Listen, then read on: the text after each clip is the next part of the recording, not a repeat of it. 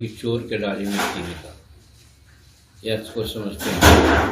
जो चोर है, जो बेईमान है, कातिल है, सदा वो सशंकित रहता है।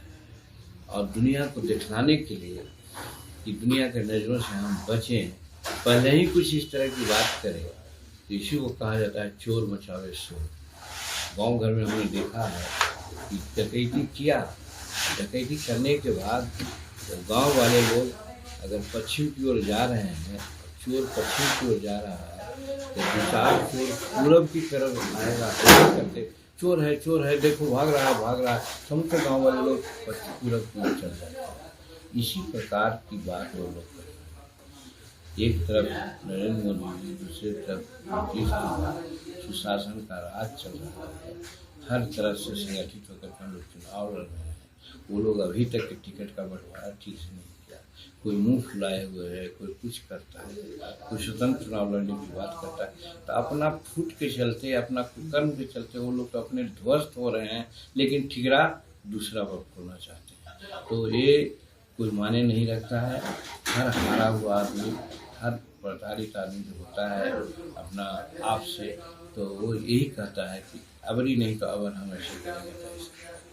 सर लास्ट सवाल ये है कि कल फिर तेजस्वी यादव ने एक बयान दिया है कि दिल्ली से वो लौटे अपनी बेटी का बर्थडे करके। उन्होंने बोला कि इस बार जो चुनाव होगा वो बिहार के लिए ऐतिहासिक होगा और बहुत ही अचंभित होगा। वो बोल रहे हैं, हम भी तो बोल रहे हैं कि गत बार जो हुआ था 39 सीट एनडीए ने जीता था, इस बार 400 के 400 सीट देंगे, तो अचंभित होने वाला रिजल्ट हो जाएंगे। नरेंद्र मोदी जी 400 सीट पार करेंगे और तीसरी बार भारत का प्रधानमंत्री बनेंगे, तो ये तो बात चमत्कारिक होगी ही। हम उनके बात से सहमत हैं, लेकिन वो अपने पक्ष में सोचते हैं, वो नहीं है, वो उनके पक्ष की नहीं, विपरीत बात होगी जो एनडीए के पक्ष में जाएगी। देखिए, हम जो चुनाव लड़ रहे हैं और दूसरा लोग चुनाव लड़ता है, वो दोनों के मकसद में फर्क है। हम चुनाव यहाँ लड़ रहे हैं क्योंकि गया, जहाँ हम लोग जन्मे हैं, जहाँ कार्य क्षेत्र रहा है, आज भी है। मेरे समझ से हो सकता है और लोगों के समझ में हो कि यहाँ बहुत काम हुआ है, हो रहा है, लेकिन मेरे समझ से बहुत सा काम बाकी है। जिस काम को होने मात्र से गया और बोध गया चमत्कारिक रूप में संसार के मैप पर आ जाएगा। आज भी अंतर्राष्ट्रीय जगह है गया, हमारा वर्ल्ड हेरिटेज में आया है बोध गया, लेकिन इसका जो विकास होना चाहिए वो विकास नहीं हो रहा। उसका कारण है कि जैसे हर जगह टूरिस्ट पॉइंट ऑफ व्यू से और स्थानीय डेवलपमेंट के दृष्टिकोण से जो अंतर्राष्ट्रीय फेम रखने वाली जगह है, उसको कॉरिडोर में परिणत किया जाता है। जैसे ताजमहल है, उसमें ताज कॉरिडोर बनाया गया है और उसके नाते करोड़ों करोड़ रुपया आता है, उसका विकास संवर्धन होता है, टूरिस्ट आते हैं। हम समझते हैं ताजमहल हो या मथुरा हो, वृंदावन हो, ये सबसे हमारा विष्णुपद धाम का या बोध गया भगवान बुद्ध की धरती को कोई महत्व कम नहीं है। इसका महत्व को आगे प्रचार करने के लिए कोई होता है, लेकिन ये तो खुद प्रचारित है कि भगवान बुद्ध ने यहाँ पर मध्यम मार्ग का जो सिद्धांत नारा दिया, वो समस्त पूर्वी और उत्तरी एशिया में आज भी प्रचलित है, आज भी लोग आते जाते हैं, लेकिन इसका विकास होना चाहिए। इसलिए इसको वर्ल्ड हेरिटेज में तो लिया ही गया है। यहाँ पर इसको विकास प्राधिकार का रूप देना चाहिए, जिससे इसका विकास हो।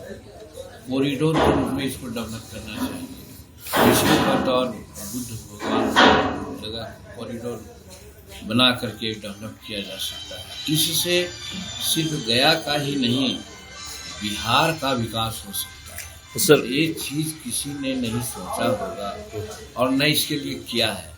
हम यही रखते हैं कि अगर ये सब करवाना है तो हमको मदद कीजिए, क्योंकि हम अंतिम क्षण में चुनाव लड़ने आ रहे हैं। चुनाव लड़ने का वैसा कोई उद्देश्य नहीं था, लेकिन एक मौका मिल गया तो इसके बहाने हम लोगों का काम करेंगे, ये हम कह रहे हैं। और हम देखते हैं कि छोटे छोटे बच्चा, मजदूर, किसान, महिला, हर जात के इवन जो एमवाई का समीकरण है वो भी ध्वस्त होते नजर आ रहा है। मुसलमान लोग भी हमारे नॉमिनेशन में सैकड़ों की संख्या में आए, यादव भी हमारे सैकड़ों की संख्या में आए, और आज सामने बात आ रही है कि वो लोग बढ़ चढ़ के हिस्सा लेंगे इलेक्शन में। तो कहने का मतलब वो लोग खुद ऐसा चाह रहे हैं कि इस बार एक अच्छा उम्मीदवार जो गया और बिहार का विकास के लिए विजन रखता है और 9 महीना मुख्यमंत्री काल में हमने दिखाने का काम किया था, वो ललक हमारे गया जिला के लोगों में है। इसलिए गया कंस्टिट्यूंसी में हम कुछ बात नहीं करते हैं, हम सिर्फ करते हैं कि हमको मौका दीजिए, हम गया के लिए सोचा है वो करेंगे। इसलिए अपने आप लोग सारा बैरियर तोड़ करके एक बार दिमाग में संकल्प ले लिया है मेरे समझ से कि 19 जो अप्रैल को चुनाव होगा वहाँ पर अप्रत्याशित रिजल्ट होगा एनडीए के पक्ष में। और नरेंद्र मोदी जी का तो नेतृत्व है ही है, नीतीश कुमार जी का नेतृत्व है ही है।